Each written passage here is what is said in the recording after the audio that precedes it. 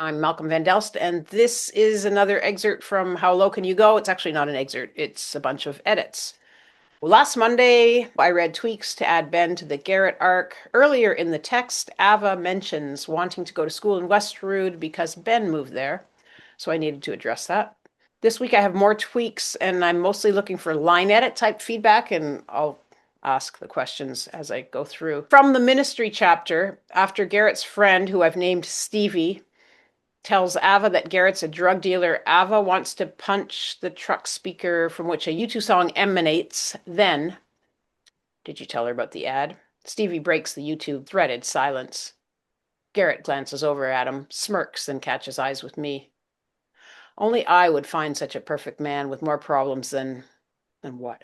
Me? My mom. Only to learn he has more issues than my dear old suicidal, God-obsessed mother. Fuck, fuck, fuck. I don't even want Ben anymore. Aren't drug dealers arrogant and slimy? Garrett's delicate, shy. I completely blank on my old roommates but I'm only selling to get to art school. Acid isn't whatever Garrett sells. Acid didn't cause the Garrett I saw at the Bovine.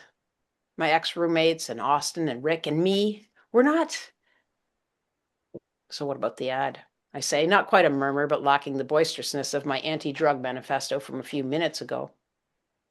I was in a PSA, a TV ad, and a bunch of subway and bus posters. Garrett grins. They were clean living ads, anti-drugs. I laugh. So much for Concord opening up to me. I'll be a drug addict by October if I stay here. I'll be a cokehead. This refrain ran through my head before meeting Garrett. I've barely done coke in my entire life, yet the feeling was so strong, like knowing my name or how to breathe. Does that make any sense? It doesn't. Garrett looks at me. Oh, fuck. How did you end up in the anti-drug PSA? I loosen. I'm definitely leaving Concord. I have to leave, but I might as well. You remember Susan from the rave? Garrett looks away, then back at me, eyes twinkling. There's got to be better, or at least more ways to describe the light in people's eyes. Even when he was totally gonzo at the Bovine, Garrett's eyes shone. The only time they didn't was at Howie's gig, and even then, I'm a butterfly pinned to a page when he looks at me. Ben be damned. I'm lost in the worlds and universes spinning into existence in the sparks, stars, gleams, and joy in his hazel orbs. Yeah.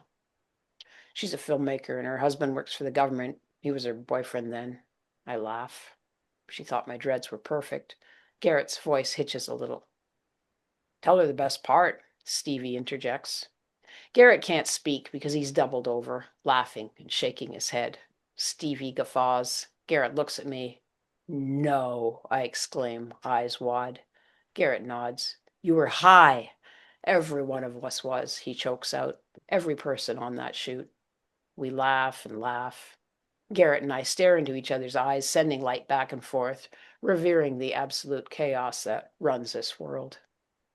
And my question there was, are there too many idea breaks in that scene? And I just wonder if I ladled too much stuff into it. And then this scene, Garrett, Matthew calls up the stairs. Garrett, we're in the Teddy Bear Club's kitchen getting some breakfast.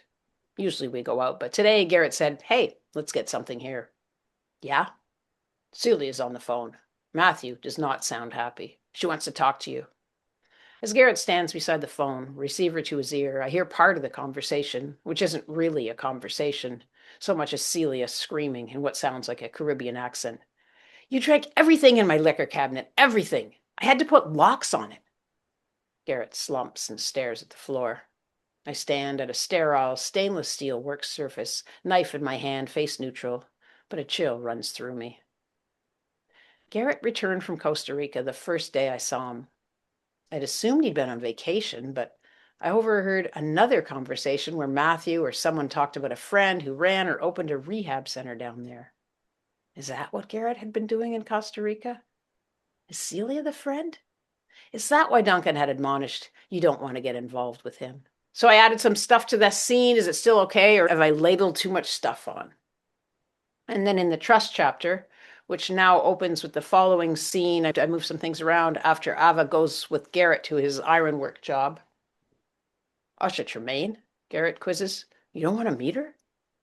Asha Tremaine is a young actress who made waves a couple years ago with her portrayal of a naive teenager initiated into an intrigue-riddled court via rape by an older man in an art house movie, Wicked Love. She was barely 18 and hot as fuck in that minor role. Now she's everywhere. She disappears into her characters, so you never really see her. She deserves every bit of success she's getting. Garrett's asked me about this party twice before. It's happening in the back room at the Teddy Bear Club.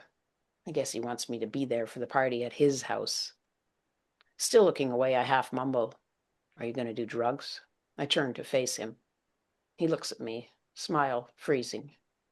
Like Usha's character in Wicked Love and her awakening, I'm afraid I won't be able to say no to drugs. And unlike last winter, when Kara's Dilaudid inventory ran out, Garrett's won't, even if it doesn't exactly include Dilaudid. Of course I worry about him too. Are you? He looks away. Then I'm not coming. I'm sitting on a 3-foot-high storage box that's built into the hallway behind the main bar. He stands between my legs and we have our arms around each other. Contractors and club employees bustle around us, prepping for the due. I start babbling. I'm afraid I'll drop out of school. I don't know why, but I'm scared, because then what? What will I do then? If I don't go to art school, there's nothing. I suppose that because I finally brought up the drugs, usually I make excuses for why I don't want to party with him. A backlog of unsaid things gushes out. Garrett pulls me close and nuzzles my neck. He steps back, smiling like a shy little boy, then pulls me to him again. He's hard. What the fuck? So is this rewrite better? Is the sentence with awakening and say no to drugs okay? And does it feel too repetitive with regard to Ava being concerned about herself around drugs? And then this, I think, is the last one. How was the party? I ask Garrett when he appears at the Teddy Bear Club bar. He grins and points at the ceiling. He pitches his voice high, squinting as if he's finding the exact tiny spot where he was. Right up there. He looks at me, smiling even wider. I exhale, short and sharp, and shake my head. He's not taunting or expressing any sort of fuck you energy. I seem small, floating above the crowd, unable to get any higher because of the ceiling, as he takes in the action below. I'm so tired. After a few minutes' silence, he says, "Usha's quite plain in person." I glance over and then address the bar. "She's pale, right?" "Yeah," he says. His eyes, beautiful as ever with those long, delicate eyelashes, gleam now instead of twinkle. "A blank canvas. You can paint whatever you want on her." He laughs and smiles. Should I remove the line about Ava imagining Garrett when he's high, or remove anything else?